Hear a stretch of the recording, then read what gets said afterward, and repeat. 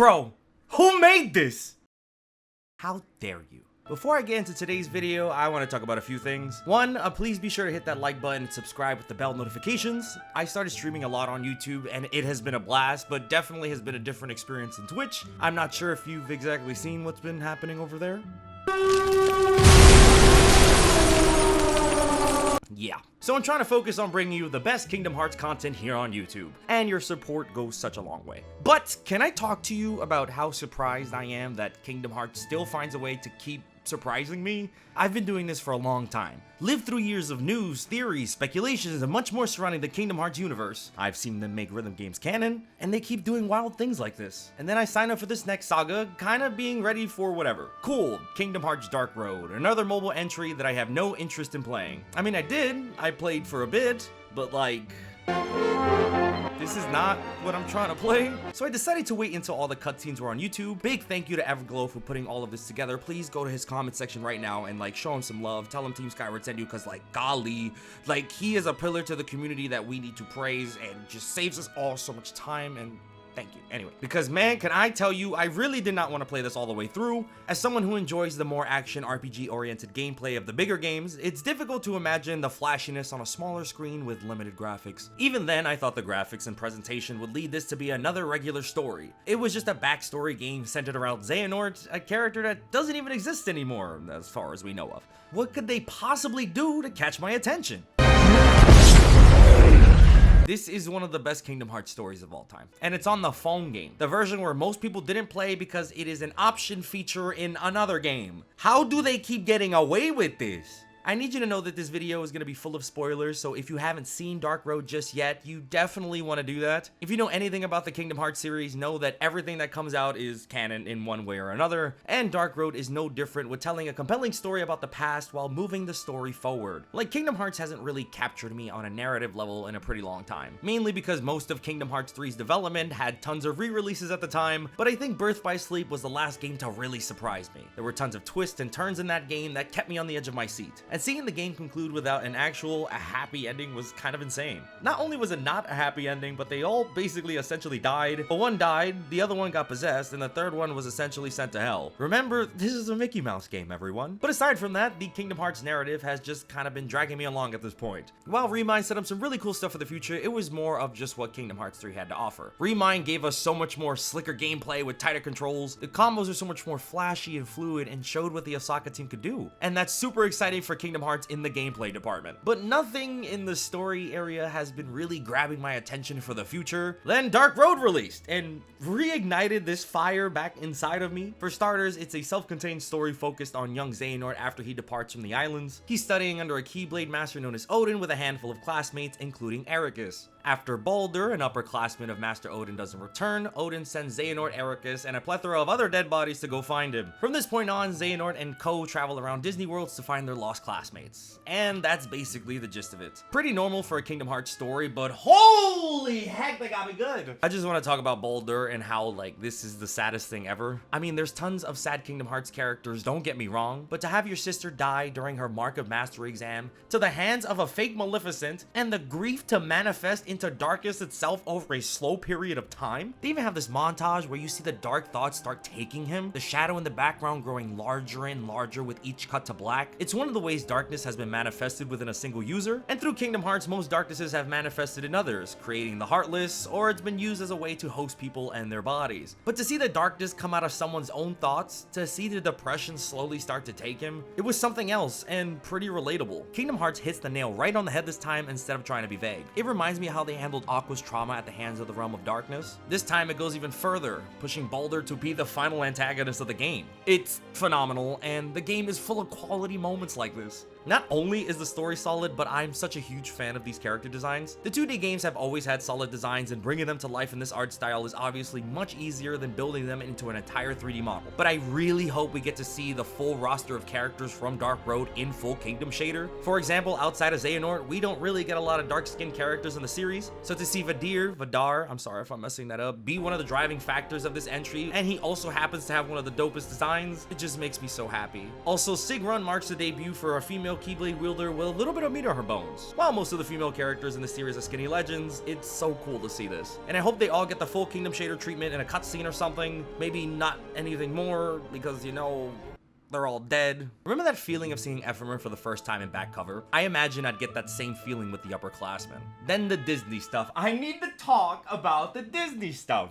In my opinion, Kingdom Hearts is at its best when it uses both the Disney and the Final Fantasy anime stuff all together in one. Kingdom Hearts 1 does this the best since each world pushed the story a little further. We got to see Riku and Sora interact in several worlds as their struggle grew to see who was strong enough to save Kairi. Then it's just a cherry on top by adding Beast as an extra party member in the game's final major dungeon. Like, he pulled up out of sheer anger, and that's one of the best things about the series. Kingdom Hearts, since then, has kept most of the Disney stuff fairly separated. More so having worlds act as a destination for gameplay, but doesn't really push the plot forward. Kingdom Hearts 3 kind of fixes this by sprinkling out the organization members throughout the worlds, but in my opinion, Kingdom Hearts 1 still handles it the best. But now I'll be honest, Dark Road might snatch that title, and that's kind of OD. The phone game has the best Disney integration in the series? Nah, there's no...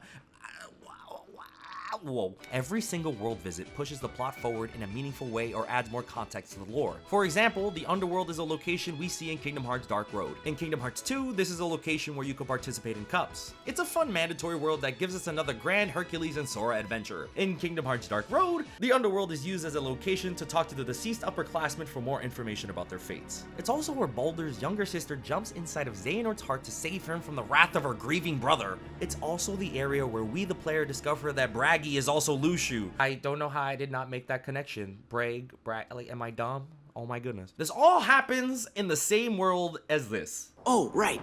Hades, we gotta talk. And that's just one of the many examples present in the game. Vidar collecting the various important items from the Disney world like the lamp and the rose, running similar to how Riku was collecting the Princesses of Heart, being manipulated to ruining these worlds with the promise to use Kingdom Hearts to bring back the Fallen, and then they all just die at the end? Then there's that one scene where old man Xehanort goes to the magic mirror from the Snow White world and pleads with it. Are these people from my dreams even real? It's perfect. Every ounce of the game has the Disney aspect built from the bottom up. It's not something that's tossed to the side to pause the main story. Rather, these worlds are used as vessels in creative ways to push the story forward. I think the Kingdom Hearts series as a whole needs to use Dark Road as the new story standard because wow, they went absolutely crazy with this one. And then the ending of the game where we find out that the player character from Union Cross has been protecting Xehanort for lifetimes. The first lifetime being in Union Cross and the second being in Missing Links. It really ties all the things together from the Great Keyblade War to the modern timeline we have now. It's also kind of messed up when you realize all the bad stuff that happens to Sora and his friends are kind of our fault. Like, we raised the man who ends up doing this.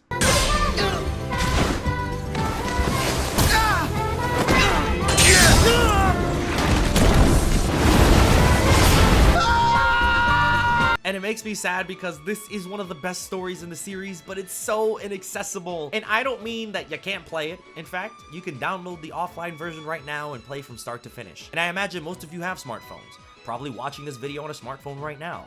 And if you are, I call you, you better like the video. Anyway, you can play the game right now, but I don't recommend you play the game right now.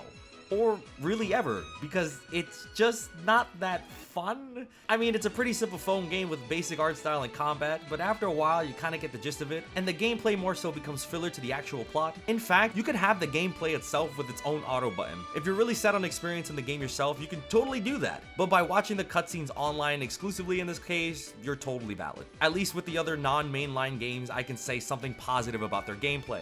Birth by Sleep had the command deck mechanic that allows for tons of customization options.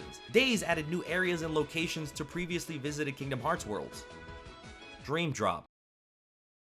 Balloon. With Dark Road, gameplay definitely feels more like an afterthought. This is why if I could ever want any Kingdom Hearts game to get remade, it would be this one. I think it would be excellent to see this story have the full budget it deserves to shine. Although I can totally understand why this is probably something that wouldn't happen. Since Kingdom Hearts as a series seems to be moving away from Xehanort, Dark Road was here more to fill the gaps in for his story. Remaking it doesn't really make sense unless the remake adds some new story stuff as well, which, knowing Square Enix isn't the most outlandish thing in the world. Kingdom Hearts 4 sets up the Master of Masters to be the next baddie, so it seems like that would be the focus. While a re-Dark Road may never exist, that's not gonna stop me from wanting one anyway. Especially because I think it would be one of the smaller Kingdom Hearts projects. The worlds present in Dark Road are Agrabah, Wonderland, Dwarf Woodlands, Beast Castle, Olympus, and Scala and Kyla. All these worlds have previously appeared in the series in big budget games, so the level design and layout is already there. Of course, remaking these worlds in Kingdom Shader would be a task itself. I'm not a developer, I'm not even gonna talk on my butt, but here we go. I'd imagine Kingdom Hearts Dark Road to be a part of a bigger Kingdom Hearts package. For example, 0.2 was originally going to be a part of Kingdom Hearts 3, but was cut during development. Or how Kingdom Hearts Chain of Memories was originally released with Kingdom Hearts 2 Final Mix. What if it was instead another episode players can play? Like if it was a secondary option away from a main game, like Kingdom Hearts 4. I'm just trying to imagine a Xehanort Kingdom Hearts game with Remind level gameplay. I might actually foam at the mouth for that to happen. Of course, I know the game doesn't need a remake because it's super easy to get. Heck, it's free! There's really no arguing with that. I mean, you kind of pay with your soul, but hey, whatever. But on the other hand, Kingdom Hearts games as of late have continued to push the gameplay forward, but the stories have been fairly lacking. Dark Road is the first time in a long time I ended a Kingdom Hearts game in awe. And I didn't even play this one! I think just seeing Crisis Core get a remake just made me feel all types of ways. Of course, that game needed one. The original was terrible, please argue with the wall. But it looks like exactly what fans want and will likely push the Final Fantasy remake story forward. Maybe Xehanort will be introduced in the future, warranting another revisit to her story. Or Square Enix could stop playing and just make a full Union Cross Dark Road game like everyone wants. That would be grand. Seeing some of the moments played out with $1 million behind it is my dream, but that's what I think. What are your thoughts on Kingdom Hearts Dark Road? Did you hate it? Did you love it? Did you watch the cutscenes just like me? Or did you play all the way through like a champion? I still haven't seen Dark Road all the way through, and I'm unaware how they handled Ralph. Maybe I'm in denial about it all. Actually, I think by the time this video goes out, I'll probably be watching it. I really want to give this Kingdom Hearts content thing another chance, especially with how Dark Road turned out. It would be fantastic to revisit it all again. Still, thank you all so much for watching. Please be sure to comment, like, subscribe, and stay awesome.